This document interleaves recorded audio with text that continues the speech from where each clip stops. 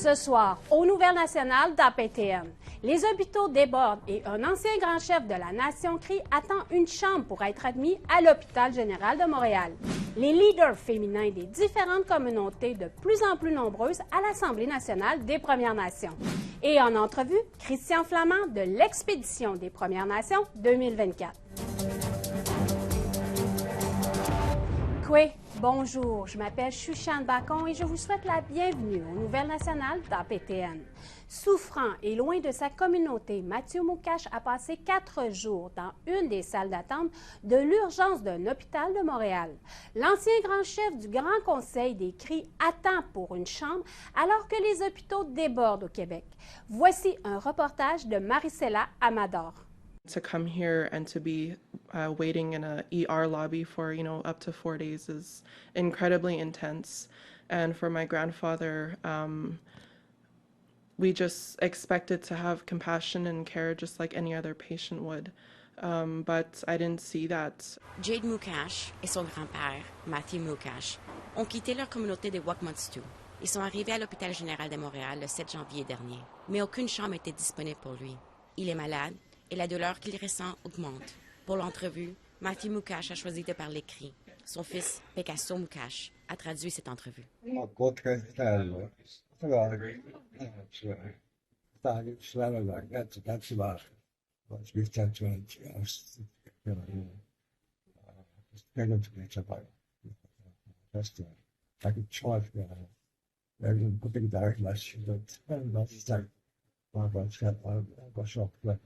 Après quelques tests, les médecins lui ont affirmé qu'il allait être admis à l'hôpital. Il a donc été déplacé d'une salle d'examen à la salle d'accueil de l'urgence avec d'innombrables autres personnes en attente de soins. For us to speak up about what my grandfather's going through, it's not because we wanted special treatment for him, as former Grand Chief and chief of his community. It's just, we know that with that title, we're able to speak for other people, and that's what's important to us. La province connaît une crise. Certaines salles d'urgence atteignent plus de 200% de leur capacité. Dans une déclaration, un représentant de l'Hôpital général de Montréal a reconnu les problèmes de débordement et des longues durées d'attente. L'engorgement aux urgences s'explique, entre autres, par un nombre record de patients qui occupent nos lits en attente de transfert ailleurs dans le réseau et par une pénurie de main-d'œuvre. Au moment où APTN a rencontré la famille Moukache, la salle d'urgence de l'Hôpital général de Montréal fonctionnait à 145% de sa capacité. En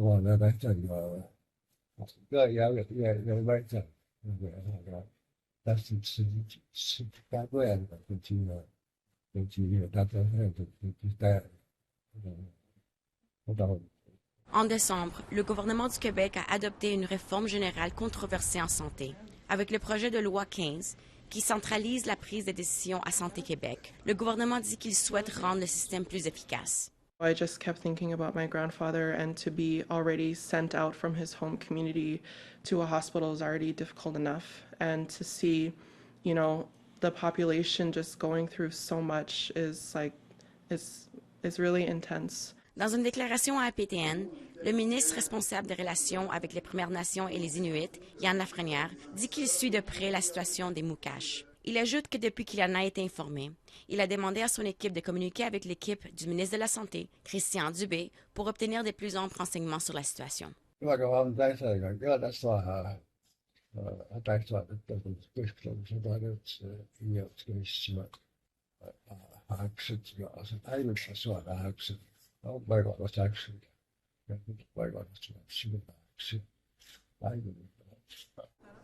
Mathieu Moukache a été transféré dans un hôtel près de l'hôpital jusqu'à qu'une chambre soit enfin disponible.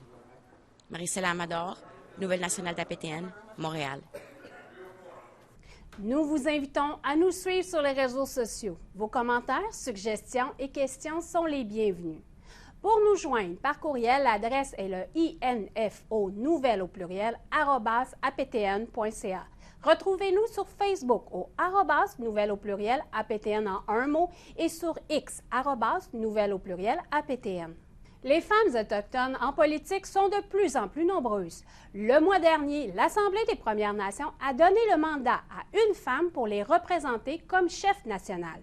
Selon certains, le changement se fait de plus en plus sentir où les femmes autochtones obtiennent la fonction de chef dans leur communauté.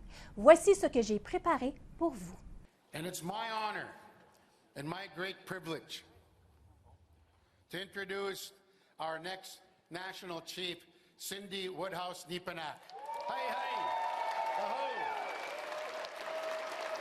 Une fois encore, l'Assemblée nationale des Premières Nations a élu une femme, Cindy Woodhouse. Lors de son premier discours, elle a presque oublié de remercier une personne. My husband joined me today and yesterday and this week, and I want to thank him. He's a strong educator, and he always makes sure that these guys are organized from day to day. La grande chef du Conseil des Mohawks de Kahnawake, Gossanin Highway Skydeer, était présente lors des élections de l'Assemblée des Premières Nations. Elle est une de ces chefs de communauté à travers le pays. I mean, I've always heard of some discrimination and some bias. I mean, you know, maybe there's some old mentalities about women's role is about, you know, the family and just staying at home. Au Canada, il y a environ 630 communautés de Premières Nations. Lors de cette élection, 461 chefs ont voté. Et selon l'organisation de la PN, 177 étaient des femmes chefs de communauté. I've heard from some men that they feel that women have a different approach to the position and the role and that they would like to see more. So maybe it's a change in attitude as well from men who hold these positions for such a long time to welcome more women leadership to the tables, and obviously the communities, right? It's the communities that support and vote us in. La grande chef du Conseil tribal de la Nation algonquine Anishinaabeg, Savannah McGregor, explique que la place des femmes est importante à l'Assemblée. Pour elle, une bonne représentativité des nations signifie de la diversité, incluant ceux ayant deux esprits. Comme chair du National Caucus de Women Leaders, on crée un espace où on peut avoir des sessions virtuelles avec des key speakers et avoir un espace pour avoir le mentorat. Pour celles qui rêvent de faire carrière en politique, la grande chef McGregor affirme que ça ne prend pas que de la chance, mais la détermination, la volonté, la curiosité et l'amour.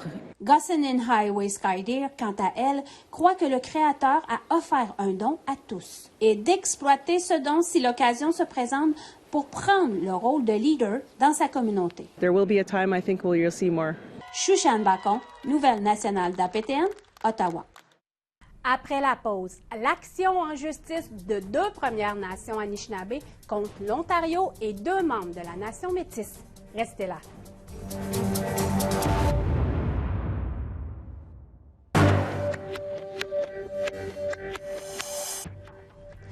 Bienvenue. Le mois dernier, une Première Nation du nord de l'Ontario a sonné l'alarme. L'établissement d'un camp de chasse a forcé la Première Nation Temagami et la Première Nation Anishinaabe, Teme-Ogama, à intenter une action en justice contre la province de l'Ontario et deux membres de la Nation métisse de l'Ontario. Annette Francis nous fait une mise à jour de la situation. Ce camp de chasse, situé sur le territoire traditionnel de la nation Anishinaabe, Tame-Ogama, et de la Première Nation Temagami, est au cœur d'un conflit qui pourrait aboutir devant les tribunaux.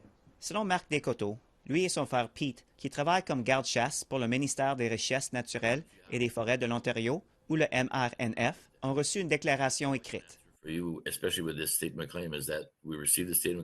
Le MRNF a autorisé les frères Descoteaux à construire cet camp secondaire près du lac Pont, en vertu des droits des Métis. Marc Descoteaux affirme qu'il a suivi le processus de demande approprié auprès du ministère lors de la construction en 2017. We've been hunting there for all our lives, and my father's and his father. My father lived at Emerald Lake when it was Gordon that had the lumbering industry up there. And he lived there. My grandmother was there. She showed me how to make otter tail lures for lake trout. This is all stuff that is all Métis custom. Il explique que l'intention était d'avoir un endroit pour les gens qui chassaient dans la région. we did mention the other reason for the camp was not just our harvesting, but it was to have other Aboriginal people, First Nation people, come with us to that spot and do some talks, do some storytelling from the elders to the younger people and the people that didn't know about, the culture, the Métis culture and then the First Nation culture, and teach people how to go on a canoe, teach kids how to catch a fish, how to clean a fish, how to clean a partridge. En 2017, l'Ontario et la Nation métisse de l'Ontario ont reconnu 6 nouvelles communautés métisses. 2 d'entre elles, les nations de l'Abitibi et de Mattawa, ont revendiqué des droits de récolte sur un territoire également revendiqué par la Première Nation Anishinaabe, Ogama ou Temagami. John Turner, le deuxième chef de la Première Nation Anishinaabe, Tame-Ogama, affirme que les Métis n'ont pas d'antécédents familiaux dans Dake-Menon. There's no overlapping Métis rights. There's no distinct Métis families known in the area. Quite the contrary. We're aware of culturally French-Canadian families that came through, led by Father Parody. It's an interesting history there as well. They tried to set up shop in Lake Temagami at one time. Selon le chef Shelley Moore-Frappier de Temagami, la nation a appris en 2020 que le chalet était construit sur son territoire traditionnel. Par la suite, elle a commencé à questionner le ministère au sujet de l'autorisation du chalet. En septembre, les frères ont été expulsés.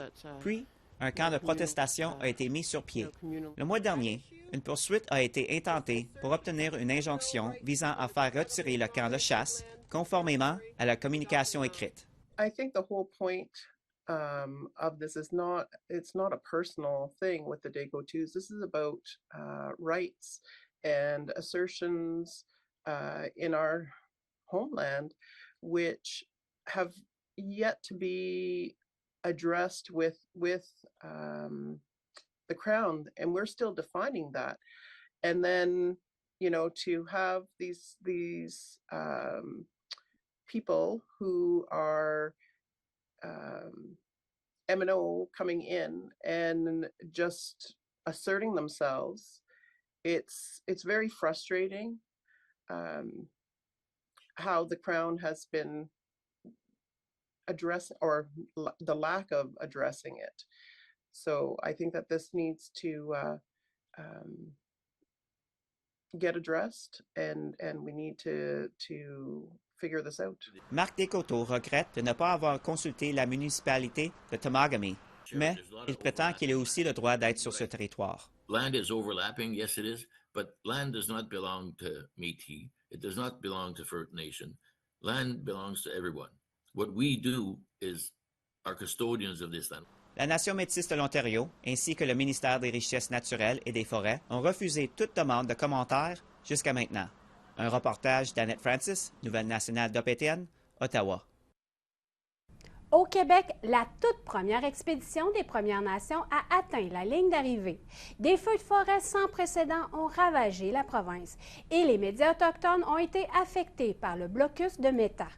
Maricela Amador raconte les histoires qui ont fait les manchettes en 2023. Des acclamations ont accueilli les motoneigistes à la fin de leur périple presque surnaturel.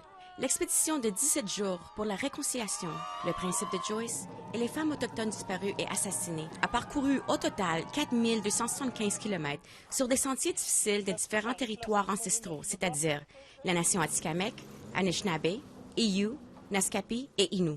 C'est une étape que j'ai vécue et la suite, ça va être...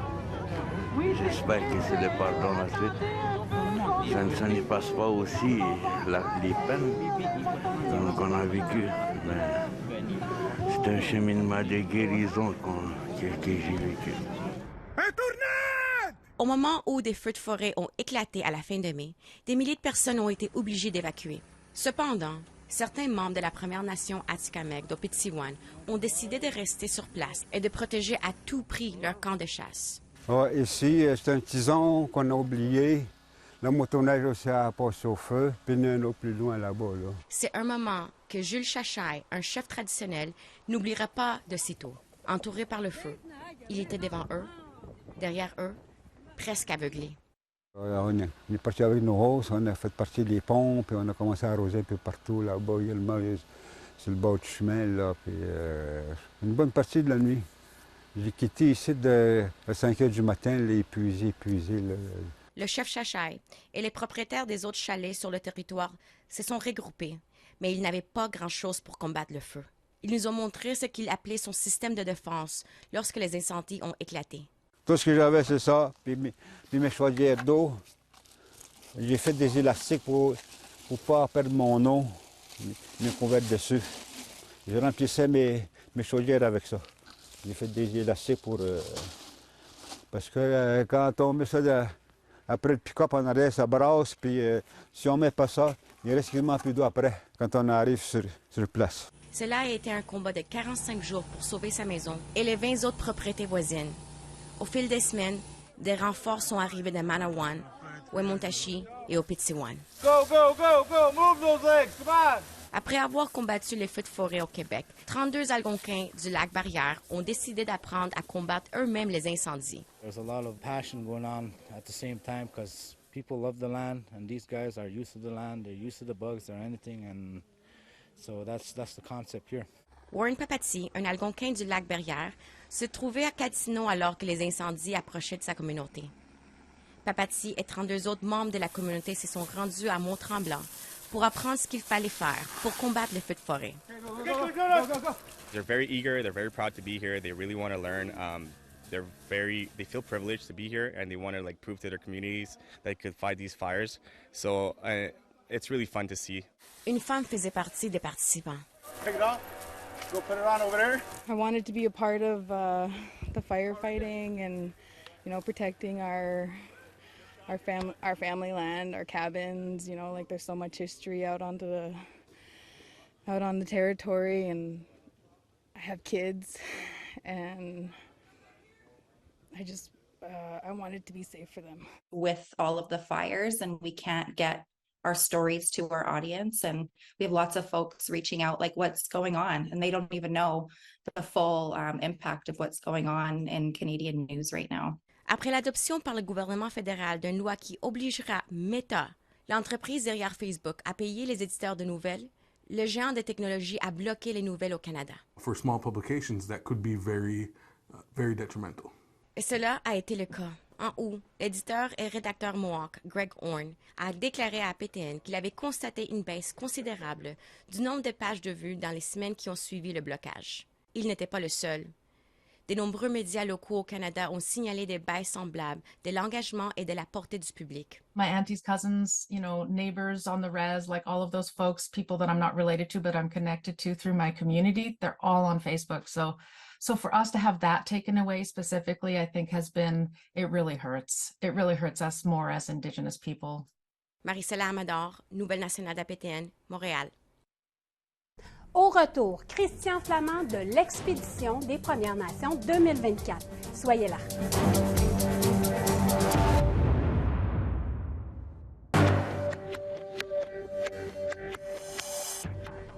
Re-bienvenue. En entrevue cette semaine, Christian Flamand aborde les derniers préparatifs de l'Expédition des Premières Nations 2024 pour la réconciliation ainsi que pour les femmes autochtones disparues ou assassinées, sans oublier les enfants disparus dans les pensionnats.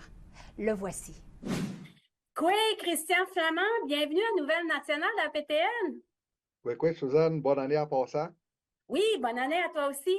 Hey, l'Expédition des Premières Nations, édition 2024, va partir sur les trails de neige à partir de Pessamit le 27 janvier.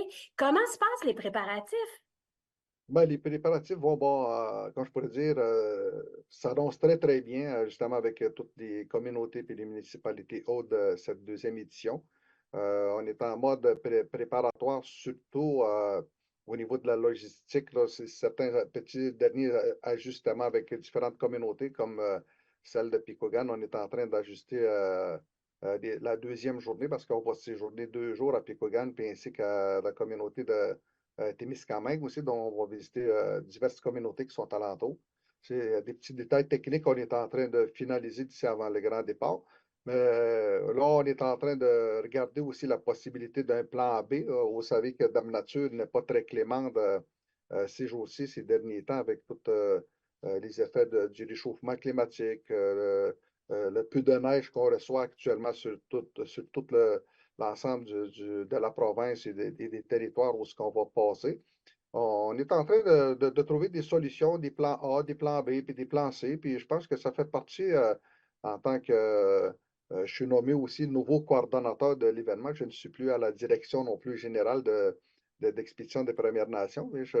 C'est un peu ça que je suis en train de travailler à mettre une bonne coordination avec les communautés, d'avoir aussi une bonne implication aussi là, de la part je pourrais dire, de certains partenaires aussi qui vont collaborer justement à cette deuxième édition-là. Puis la différence qu'on rencontre dans cette logistique-là, faut mentionner qu'on fait un trajet de 3250 km qui est quand même, ça va être fatigant. Je vous dis, ça va être quand même assez tough, là. C'est pas à cause qu'on fait pas d'hors-piste que ce sera pas facile. On a bien plus d'obstacles à rencontrer. Justement, on va rencontrer des motoneigistes, on va traverser des tronçons de chemin. C'est tout l'aspect de la sécurité qui va être important à mettre en œuvre pour éviter justement tout incident malheureux. Puis côté des préparatifs, je peux te confirmer aujourd'hui que l'ensemble des participants sont très fébriles. On regarde beaucoup la température sur nos réseaux sociaux. On a beaucoup d'échanges. Il neige-tu, il mouille-tu, quelle température qu'il fait. C'est vraiment la réalité à l'intérieur de ce qu'on vit au niveau de l'organisation. Puis cette année, notre thématique, on a regardé ça avec notre conseil d'administration versus avec la différence qu'on a regardé avec celle de l'année passée. On s'en va vers un message plus porteur sur la guérison. Puis c'est pour ça qu'on a agencé des couleurs bleues cette année avec nos habits de motoneige, justement pour symboliser un message de la guérison versus à travers les communautés sans faire de politique. On est là pour créer beaucoup plus de liens fraternels, surtout avec nos confrères aussi autochtones. Puis c'est un peu ce message-là qu'on veut faire passer à travers l'expédition puis à travers les Autochtones. Parce qu'on et vous avez combien de participants en ce moment-là pour le départ? Au moment qu'on se parle, on est 60 participants qu'on va être divisés par 6 groupes de 10 avec certains vétérans de l'année passée qui vont être des chefs de guide pour chaque groupe pour assurer la sécurité. Quand le convoi va partir, on va être séparés par 6 groupes de 10 pour assurer la sécurité, pour assurer aussi le momentum de chaque déplacement, parce que gérer 60 personnes dans une journée, c'est beaucoup de gestion. Il faut s'assurer que tout le monde puisse arriver au bon port en sécurité. C'est tout un aspect de logistique qu'on est en train de finaliser justement avec les vétérans de l'année passée qui viennent à cette deuxième expédition. Depuis ce printemps, depuis la dernière expédition, on a tout de suite enclenché le travail, on n'a pas chômé. Comme dans tout événement, on rencontre des hauts et des bas, c'est tout à fait normal, mais ça fait partie je pourrais dire, d'un processus quand on travaille sur un événement ou sur un projet. Ou Miigwech, Christian Flamand. Merci beaucoup, Suzanne. C'est ce qui conclut le bulletin Nouvelles nationales d'APTN. Je m'appelle Shushan Bacon. Merci beaucoup d'avoir été des nôtres et prenez soin de vous. À la semaine prochaine. Yame Wenpsich.